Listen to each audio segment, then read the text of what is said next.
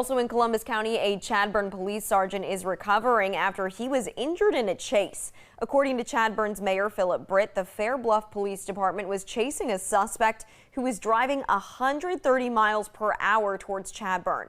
The Chadbourn Police Department set up tire deflation devices called stop sticks, but somehow the suspect avoided them. The debris from those stop sticks then struck a sergeant, causing serious injuries. He was taken to Columbus Regional Healthcare, but then had to be airlifted to Duke University for an emergency surgery. He is back home now and recovering.